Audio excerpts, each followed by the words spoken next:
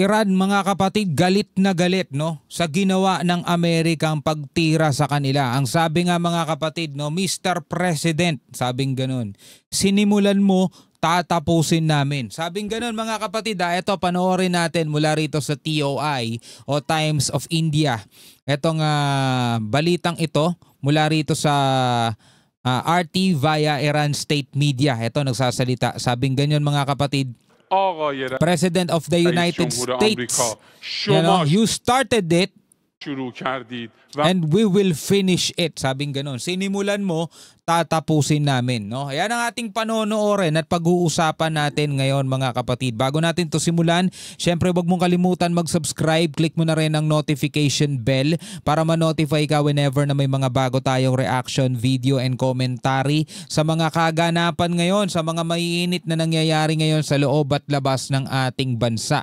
Alright, so matapos nga, mga kapatid, ang ginawang pag-atake ng Amerika in the middle of the night, matapos magbigay ng anunsyo si President Donald Trump ng Amerika na 2 linggong deadline, no, para pag-isipan kung ano ang kanila magiging aksyon, bigla-bigla na lang, mga kapatid, no, pumutok ang balitang ito na kung saan ay inatake na nga ng Amerika ang 3 nuclear sites sa Iran. No? Kaya sabi rito, mga kapatid, an Iranian state TV presenter issued a chilling threat on live TV to the US President Donald Trump after the American military conducted airstrikes on 3 Iranian nuclear facilities, showing the map of US bases in the Middle East. The Iranian TV host, yung TV host pala ang matapang na nagsasalita.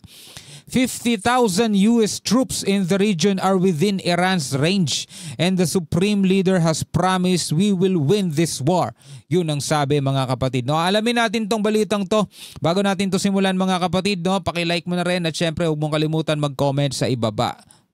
آقای رئیس جمهور آمریکا شما شروع کردید و ما تمومش خواهیم کرد. So ito, TV host to, mga kapatid, yung nagsasalita. No, si tatapusin daw nila. Iran versus US battle begins amid ongoing war with Israel.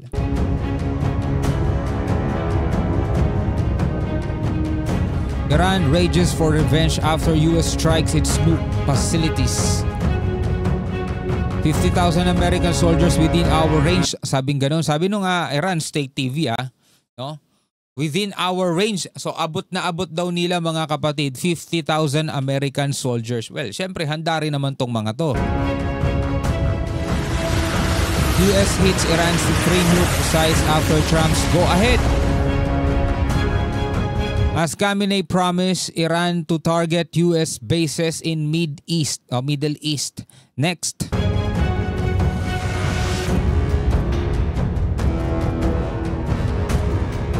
Iran vows retaliation after US military carried out strikes on 3 key nuclear facilities. Well, may babala na agad dyan, mga tol, si US President Donald Trump. Ayan, any retaliation by Iran against the United States of America will be met with force far greater than what was witnessed tonight. So mas malakas pa, mga kapatid, no? Binalaan niya na agad.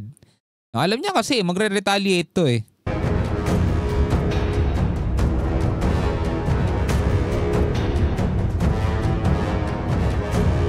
An Iranian state TV presenter threatened to target US on live TV soon after strikes.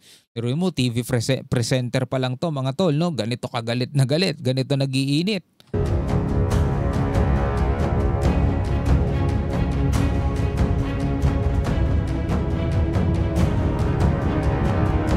He said that 50,000 American forces are within the reach of Iranian military.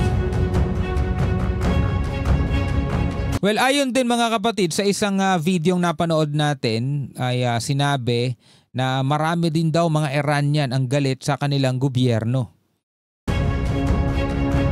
He further threatened Trump, saying US President started it and we will finish it.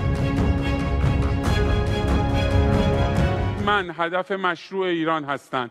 آمریکا با With this action that the این US اقدامی که انجام داد علیه took against ایران Iran, و it violated Iran's حریم airspace هوایی ایران را and committed a crime against Iran, شکست و جنایت علیه ایران leaving no place for itself انجام داد.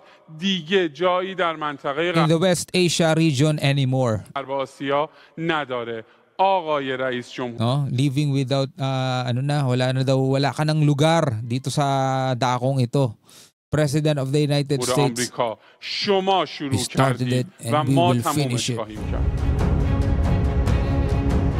paano nagsundalo ka na lang, no? Iran's atomic body also condemned US strikes, calling it a brutal attack on international laws.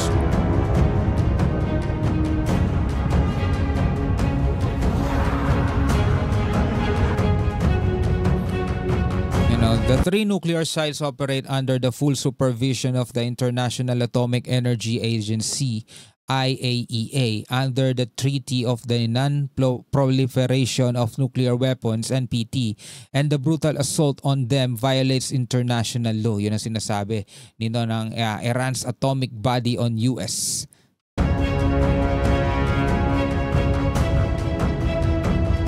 Nilabag daw ng Amerika itong international law.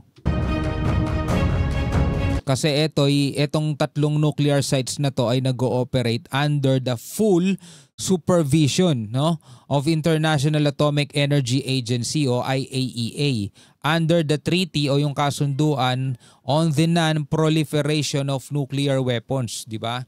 So wala daw talagang ginagawang nuclear weapons doon. And brutal assault on them violates international law.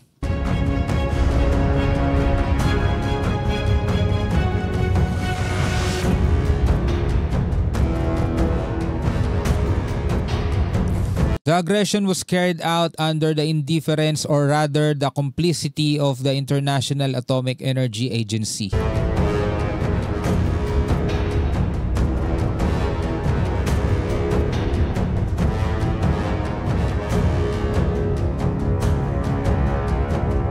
The international community is expected to condemn this lawlessness based on jungle rules and to stand with Iran in asserting its legitimate rights. So inaasahan nilang i-kokondenahin to ng international community. Iran, despite the enemy's sinister conspiracies, will not allow the progress of this national industry to be halted.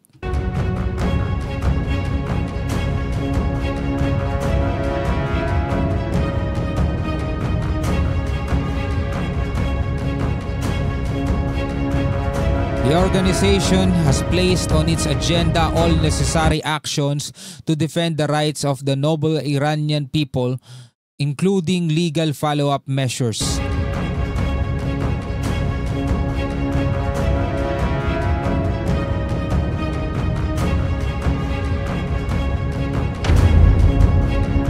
Iran to attack US bases next. Yun na nga ba ang susunod na gagawin ng Iraq? Pero mga tol, after ng ginawang pag-atake ng Amerika, mga tol, gumanti na agad ang Iran. No? Pero hindi sa Amerika. Nagpakawala ulit sila ng mga ballistic missile sa Israel. US strikes on Iran nuclear facilities further escalated tensions in the Middle East.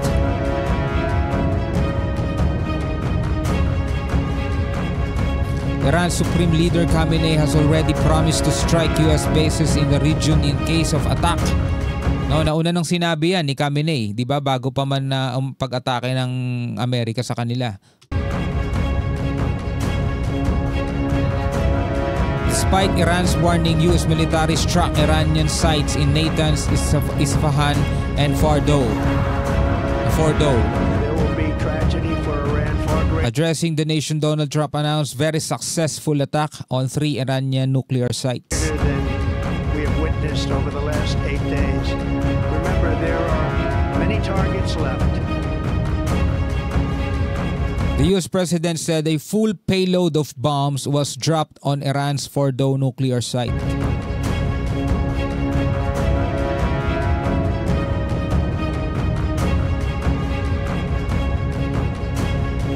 Trump also said Iran, the bully of Middle East, must make peace now.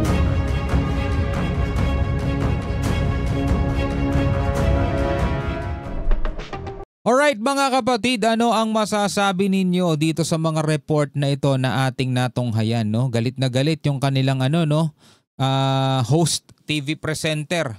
Galit na galit at tatapusin daw nila mga tol ang sinimulan ng Amerika, no? Naku po, mga palala talaga to ng palala. Well anyway mga kapatid, dahil nga nang sa nangyaring to, mas lalo pang tindihan ng ating mga kababayan na nagtatrabaho dyan na ang inyong pag-iingat at sumunod sa mga payo o mga sinasabi ng inyong gobyerno at kung kinakailangan na talagang pumunta sa pinakamalapit na bunker dyan o mga bomb shelter, gawin na ninyo lalo na pag narinig na ninyo ang mga alarma. No? Ingat kayo palagi mga tol, sana ay magwakas na rin itong labanang ito at bumalik na ulit ang kapayapaan sa ating daigdig. Hanggang sa muli mga kapatid, ako nga pala si Shobal D. Peace out.